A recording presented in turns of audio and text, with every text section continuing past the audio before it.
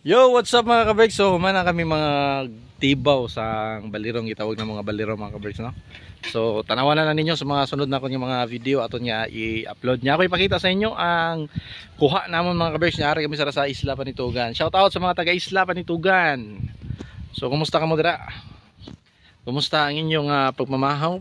Padong na tapaniod to, no? And ako nipakita sa inyo ang amon nga kuha gikan sa balirong.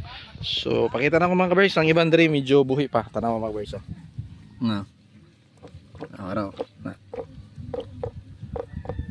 Oh, grabe labas pa kayo ng mga kabers, oh. Ginhawa pa ng mga kabers. Oh, na, kita rin niyo? Oh, ginawa pa lukso-lukso pa. So ara kami nakita mga kabers nga gamay nga isda man siya gitawag diri nga ibis niya. Kaya na siyang ibis mga kabers, di na gina siya mudako.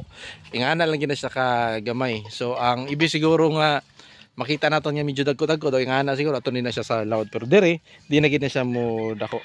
Ingana na gina siya ka gamay. So ini siya mga kabers, ang among kuha kasagaran is gitawag na mo diri nga kitong.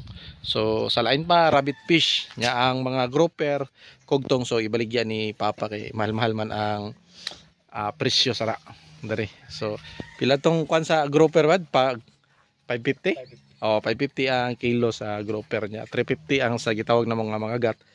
Ang mga gat atong medyo red nga ina sa kay isda nindot na ta siya nga buhion kay mo dako gyud na siya.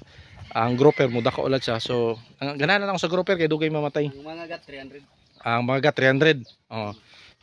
So amo tong 350 kung mabuhi-buhi na. Oh, na siya. Mas stuck na. Stuck na nimo yung mga pila ka adlaw, pwede na 350. Okay. So mo nang presyo diri mga kaberg. So Sara is amo ni siya lutoon, dili tanan kay ang iba ni sudan sa mga sunod nga mga adlaw kay taud-taud na punta makabisita diri sa isla kay medyo busy ta. Sara lang ta naka pahuway gamay, and sa mga sunod sa mga adlaw mabisita. So amo ni na ko mga kaberg. So wadra.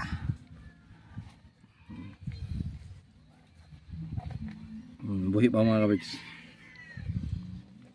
So, dali na lang tataman kay magluto kami. Thank you and God bless.